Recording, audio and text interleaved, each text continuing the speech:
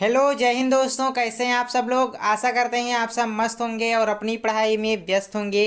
दोस्तों, आज के इस वीडियो में मैं आप सभी लोगों को विज्ञान के सबसे ज़्यादा इंपॉर्टेंट क्वेश्चन बताने जा रहा हूं। ये क्लास 9th वालों के लिए सबसे ज़्यादा इंपॉर्टेंट वीडियो होने वाला है, क्योंकि आज के इस वीडियो में दोस्तों मैं आप लोगों को विज्ञान के वेरी वेरी इंपॉर्टेंट क्वेश्चन बताऊंगा जो आपके परीक्षा में सीधा छपेंगे। ठीक है।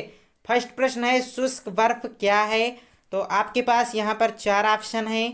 बर्फ का सूखा हुआ टुकड़ा, ठोस एल्कोहल, ठोस carbon dioxide and option D है ठोस कार्बन डाई सल्फाइड। तो दोस्तों, शुष्क बर्फ ठोस कार्बन डाइऑक्साइड को कहते हैं।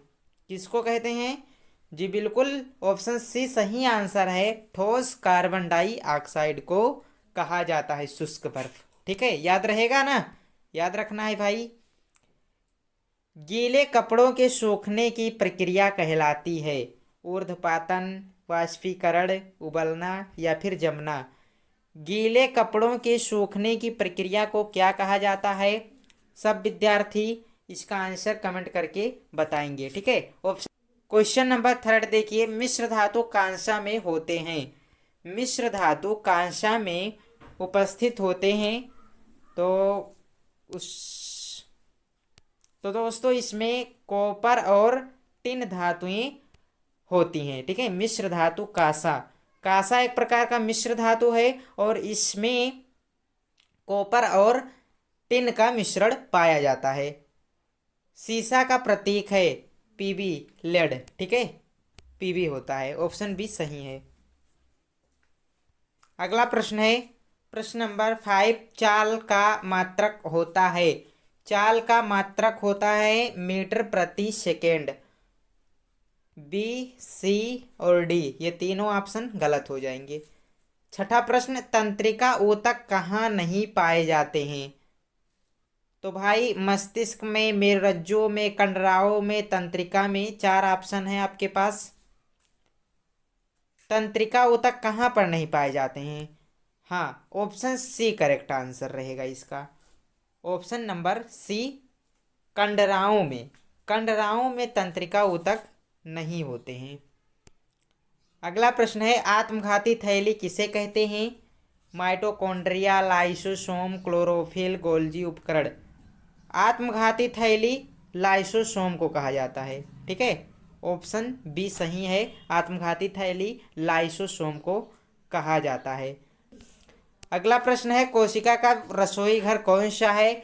माइटोकॉन्ड्रिया, अंतःप्रद्रव्य जालिका, हरित लवक या फिर गोल्जी उपकरण। हरित लवक इसका सही आंसर है। ठीक है, ऑप्शन सी, कोशिका का रसोई घर हरित लवक को कहा जाता है। एक समान वेग से गतिमान वस्तु का मान होगा। एक समान वेग से गतिशील वस्तु का वेग हमेशा शून्य होता है। वेग समय ग्राफ की प्रवणता प्राप्त होता है। सॉरी, वेग समय ग्राफ की प्रवणता से क्या प्राप्त होता है? बताइए। वेग समय ग्राफ की प्रवणता से हमेशा त्वरण प्राप्त होगा। ऑप्शन बी सही आंसर होगा इसका।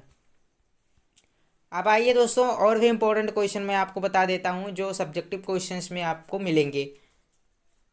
कोशिका के अंदर प्रोटीन का संश्लेषण कहाँ होता है? या फिर ये क्वेश्चन इस तरह से भी पूछा जा सकता है कि कोशिका झिल्ली को बनाने वाले लिपिड तथा प्रोटीन का संश्लेषण कहाँ होता है। ठीक है, तो दोनों प्रकार से पूछा जाए, आंसर यही लिखना है आपको। वसा तथा लिपिड का संश्लेषण चिकनी अंतःप्रद्रव्य जालिका में होता है तथा प्रोटीन का संश्लेषण खुरदरी अंतःप्रद्रव्य जालिका पर लगे राइबोसोम में होता है। ओके। क्वेश्चन नंबर 12, विलयन के गुणों को समझाइए। विलयन निम्न गुण दर्शाता है। देखिए, विलयन एक समांगी मिश्रण है जिसमें विलेय तथा विलायक के कणों का आकार लगभग समान होता है। ये फर्स्ट गुण हो गया। सेकंड है, विलयन में विलेय के कणों का आकार अत्यंत सूक्ष्म होता है, यानी कि ये बहुत छोटे होते हैं। थर्ड है, विलयन के कण अस्थायी होते हैं, अतः विलयन में से विलेय के कणों को सामान्य प्रक्रिया द्वारा पृथक नहीं किया जा सकता। ओके, तो ये कुछ विलयन के गुणधर्म हैं, इन्हें आप लोगों को याद रखना है। क्वेश्चन नंबर 13, कोशिका सिद्धांत पर संक्षिप्त टिप्पणी कीजिए। उत्तर में लिखना है आपको, सर्वप्रथम कोशिका सिद्धांत को दो जीव वैज्ञानिकों, कौन कौन? पहले एम स्लाइडेन ने 1838 में, कब? 1838 में, तथा दूसरे वैज्ञानिक थे टी स्वान ने सन 1839 में प्रस्तुत किया।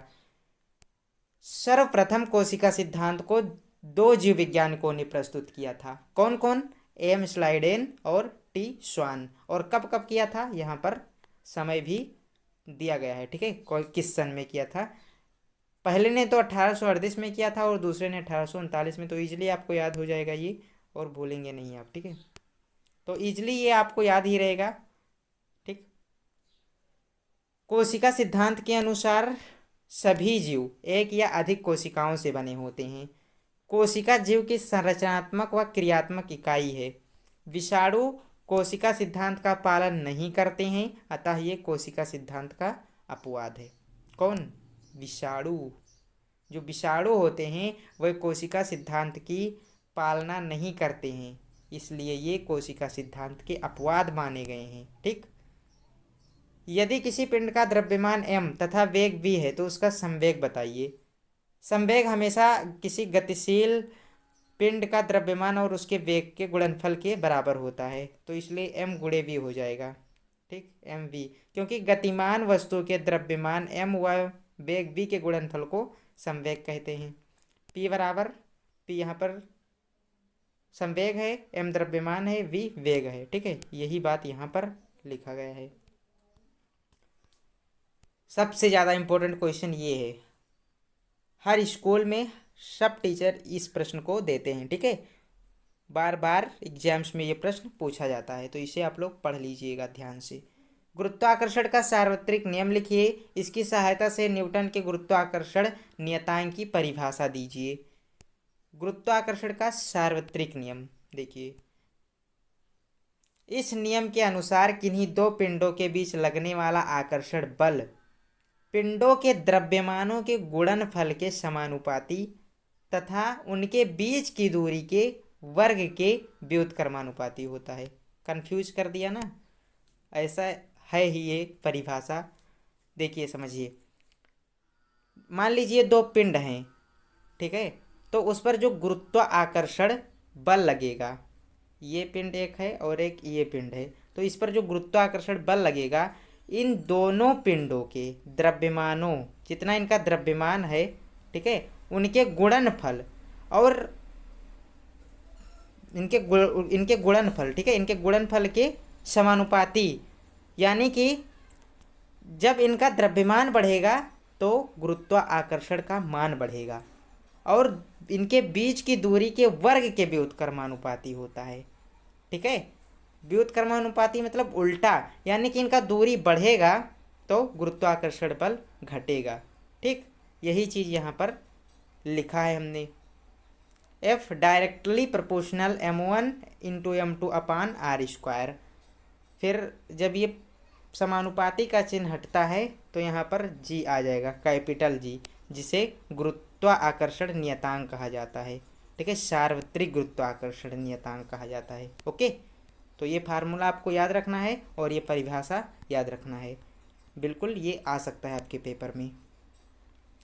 जहाँ जी सार्वत्रिक गुरुत्वाकर्षण नियतांक है, बता ही दिया आपको, जी का मान ब्रह्मांड के सभी कणों के लिए समान रहता है, अतः यह सार्वत्रिक गुरुत्वाकर्षण नियतांक भी कहलाता है। इसका मान 6.67 इंटू 10⁻⁻11 न्यूटन मीटर स्क्वायर बटे केजी स्क्वायर होता है, यानी किलोग्राम का स्क्वायर, ठीक है। याद कर लेना है किसी तरह से दोस्तों आपको, ठीक है। जब आप आगे की कक्षाओं में जाएंगे तो और बेसिक से इसके बारे में पढ़ेंगे। वैसे आपके 9th में भी इसे बेसिक से समझाया गया है, तो आप लोगों ने अपने स्कूल में पढ़ा होगा तो आप लोग आसानी से याद कर सकते हैं। कई विद्यार्थियों को याद भी होगा, और जो पहली बार पढ़ रहे हैं उनको क्या बताएं, उनको कैसे याद होगा। तो इसलिए आप लोग पहले से मेहनत किया कीजिए दोस्तों, ताकि एग्ज़ाम के टाइम आपको दिक्कत ना आए। पहले से नोट्स बनाइए ताकि लास्ट में आप नोट्स को रिवाइज कर पाएँ जब आपका एग्ज़ाम नज़दीक आए तब। ठीक है, तो आज के वीडियो में इतना ही। मिलते हैं नेक्स्ट वीडियो में किसी अन्य टॉपिक के साथ में। ठीक है, किसी दूसरे मॉडल पेपर के साथ में। जब तक के लिए जय हिंद, वंदे मातरम।